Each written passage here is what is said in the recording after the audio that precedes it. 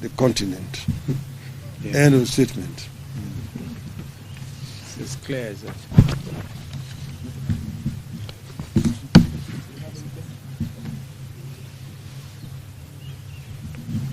Can you add on the university education? It's even worse.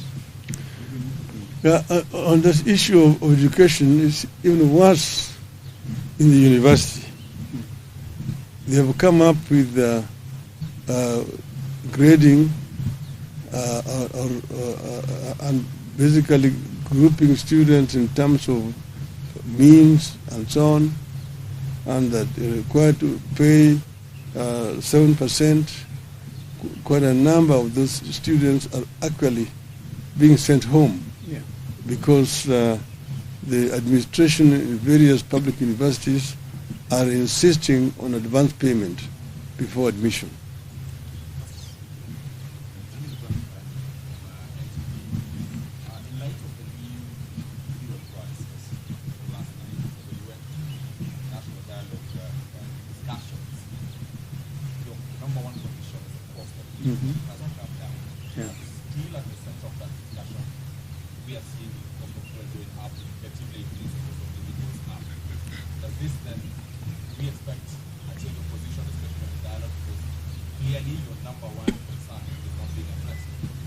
Yeah, of course, that is very true. And as you know, we are going to be giving you another statement tomorrow on the issue of the dialogue, which is ongoing. But of course, our number one agenda was the cost of living. It is still there. Of course, the other side has been making statements that they don't want it to be discussed. But we have insisted that it must be agenda item number one in the talks. And the other one is the issue of electoral justice, which is very central to our coalition. And that must also be on the agenda. So there will be a statement coming again tomorrow. But I also want you to know that we will tomorrow be also giving our own assessment of the overall performance of Kenya Kwanza government this 1 year, our scorecard. That will be coming up tomorrow. Let's wait for tomorrow. There'll be another statement. Okay.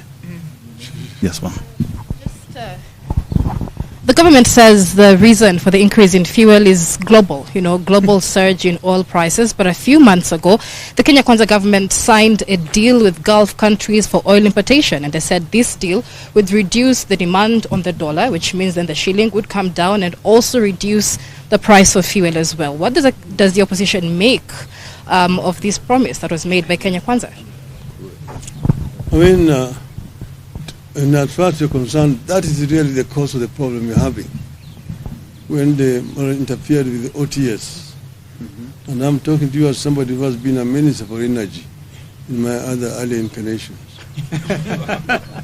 so that is the cause of the mess that we're having.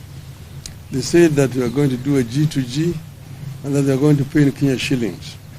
Now you ask yourself, what are the Arabs in the Middle East going to do with Kenya shillings? She's falling down. So the time, as we say, the chicken are coming back home to roost here. So that's put us where we are here. And it is unfortunate that it's the Kenyans who are innocent Kenyans who are basically now suffering when those who are responsible are globe-trotting, looking at coffee in Colombia. I mean, and the tigers, they're moving around when the Kenyans are suffering. It's very, very unfortunate indeed. Thank you very much.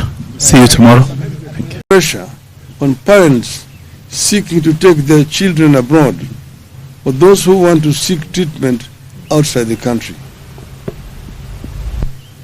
The free fall of the shilling is more taxes from the suffering Kenyans. The taxes rose at a time the overall economy has been contracting. In the second